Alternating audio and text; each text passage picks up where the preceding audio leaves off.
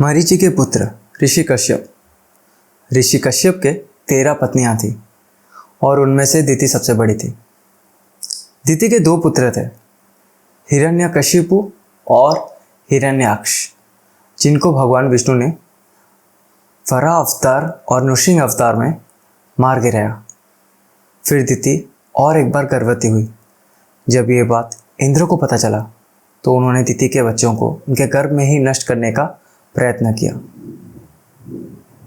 पर दिति के तप बल ने उन बच्चों को बचा लिया। लेकिन जब वे बच्चे बड़े हुए वे शिवगण में शामिल हो गए। फिर दिति ऋषि कश्यप से पुनः एक ऐसे संतान की इच्छा व्यक्त की जो स्वर्ग जीत सके।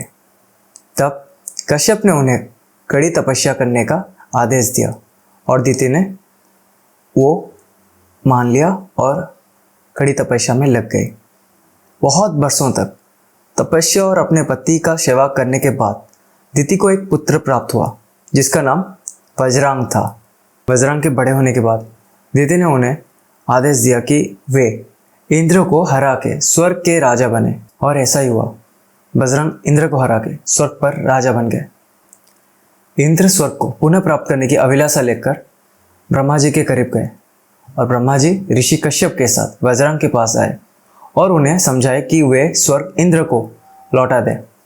तब वज्रांग भी उनके बात मानते हुए कहा कि मुझे स्वर्ग की कोई लोभ नहीं है, मैं तो सिर्फ इंद्र ने जो मेरे भाइयों के साथ किया उसको उसी की सजा दे रहा था। वज्रांग ने फिर ब्रह्मा जी से यह व्यक्त किया कि उसे संसार में बंधे रहने की अभिलाषा है। तब ब्रह्मा जी ने उसे एक मन मोह लेने वाली पत्नी प्रदान की। लेकिन वज्रांग की पत्नी को स्वर्ग पे राज करने का मोह था। उसने अपने पति का बहुत सेवा की। तब वज्रांग खुश होके उनसे कहा कि प्रिय, कहो तुम्हें क्या चाहिए। तब उन्होंने कहा कि उन्हें एक ऐसा पुत्र चाहिए जो स्वर्ग पर कब्जा कर सके, वो इतना बलशाली हो।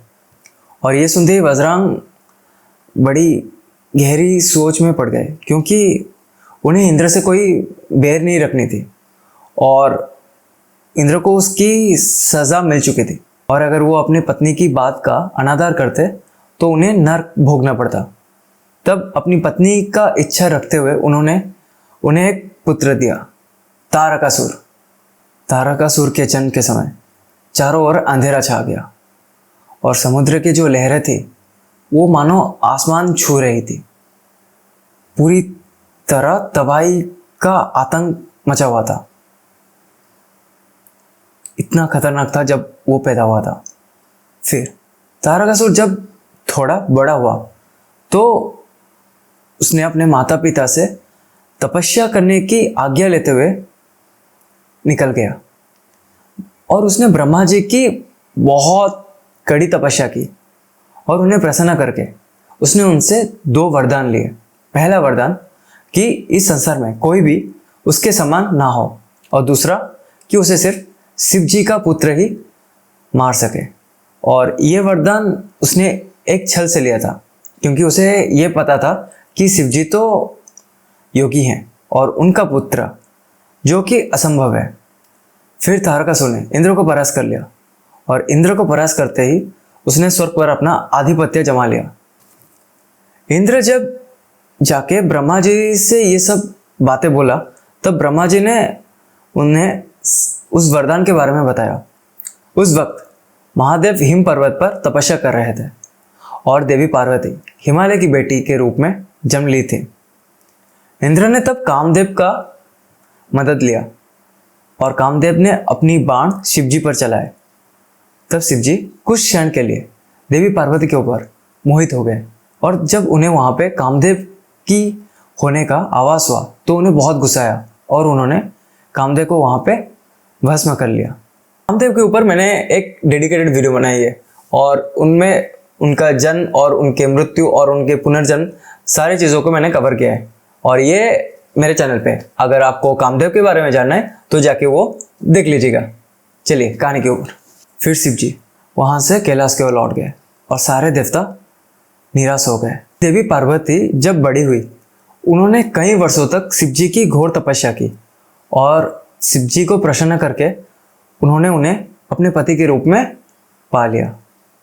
फिर उनके शादी के बाद भगवान कार्तिकेय का जन्म हुआ, और जैसा कि तारकासुर का दूसरा वर था कि उसे सिर्फ शिवजी के पुत्र ही मार सकते, तब कार्तिकेय भगवान देवसेनाओं के सहित और वीरभद्र और महाकाली के साथ तारकासुर से युद्ध करने चले गए, और तारकासुर का वध करके उन्होंने इस संसार को तारकासुर के आतंक से छुड़ा लिया।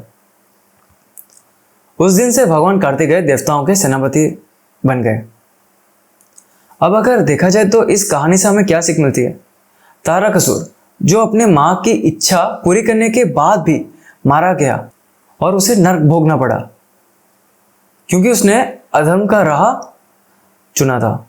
और जबकि उसके पिता बजरंग, जो कि स्वर्ग इंद्र से छीनने के बाद फिर सही वक्त पर उसे इंद्र को लौटा के सही फैसला किए थे, तो इस वजह से उन्हें स्वर्ग की प्राप्ति हुई। आशा करता हूँ कि आपको ये कहानी अच्छी लगी होगी, और इससे हम सबको कुछ सीख भी मिलती है कि हमें हर वक्त सही डिसीजन सही समय पे लेनी चाहिए। और अगले हफ्ते और एक रोचक कहानी के साथ आपसे फिर से मिलूंगा। और अगर आप इस चैनल पे नए आए हैं तो चैनल को सब्सक्राइब कर दीजिएगा, इससे मुझे मोटिवेट मिलती रहेगी। और जय श्री राम, हर हर महादेव।